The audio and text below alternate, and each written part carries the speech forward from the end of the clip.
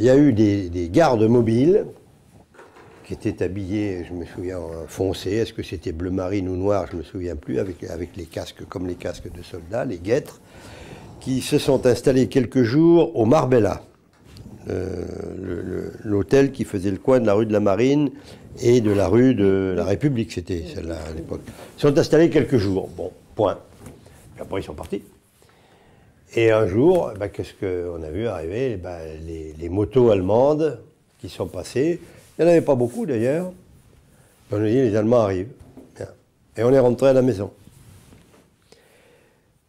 Bon, de ça, j'ai pas un souvenir très, très choqué de l'arrivée des Allemands. On était prévenus, on le savait qu'ils arrivaient. Bien. Mais quelque chose qui m'avait frappé, c'est quelques jours plus tard, quand, je dirais, l'intendance est arrivée. Et l'intendance est arrivée avec des chevaux et des attelages d'Europe centrale. Alors ça, pour un gamin qui ne connaissait pas ces attelages, ces joues, on savait que les bœufs étaient attelés avec des joues, mais pas les chevaux. Eh bien, c'est un souvenir frappant de ces... Je m'en rappelle pas. Ça, je me souviens de ça. Bien. Qu'est-ce qui m'a frappé aussi, quand la tante a dit que les Allemands étaient corrects, ils avaient l'ordre d'être corrects, je crois, parce que c'était des troupes d'occupation.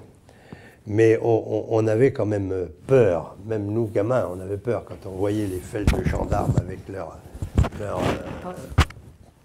plaques métalliques. Eh bien, on serait mis dans un trou de souris. Hein. Qu'est-ce que je me souviens dans les jardins du casino?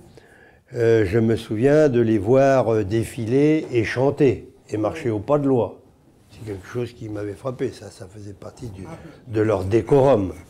Bon. J'étais trop petit et surtout, personne ne nous en parlait.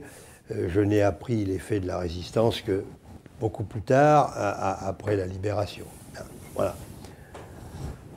Donc ça, c'est les traits de l'occupation. Qu'est-ce qu'il y a aussi dans l'occupation qui m'a marqué?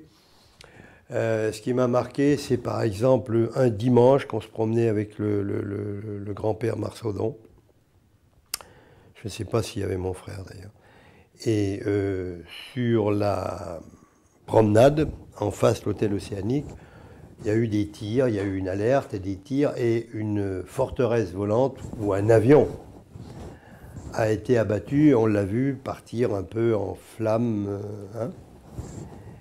Et il y a eu des soldats, des hommes qui sont sortis de l'avion, des aviateurs en parachute. Et les Allemands, de l'hôtel là, et leur tiraient dessus. Ça m'avait choqué, puisque pour moi, c'était pas des combattants, c'était... Bon, ça, j'ai vu ça. Bon. C'est quelque chose qui m'a choqué. Autre chose qui m'avait aussi marqué, ça a été un avion allemand, un petit chasseur, qui avait dû tomber, c'était peut-être un peu avant, dans le parc, dans les bois du parc, vers l'avenue de Cordouan, par là, hein, l'endroit exact. Et il y avait le pilote qui brûlait dedans, quand on est arrivé. Alors les Allemands nous ont fait sortir. Ça marque un enfant, ça.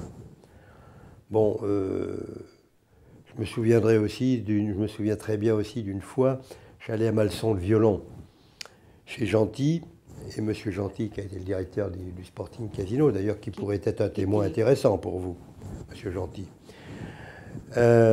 Donc c'était sur l'esplanade de Foncillon, il y a eu une alerte que je revenais, et comme un gamin, on regardait ça tiraillait de partout, c'était des avions anglais qui venaient pour mitrailler les bateaux qui étaient dans la rade. Et bien, c'est un souvenir aussi, là, on regardait ça, mais on avait peur. Bon, c'est un souvenir de cette époque-là. Voilà. En revenant d'une leçon de violon, j'ai vu une attaque des chasseurs. C'était un matin vers 11 h peut-être. Voilà. Voilà des choses qui m'ont marqué avant le bombardement.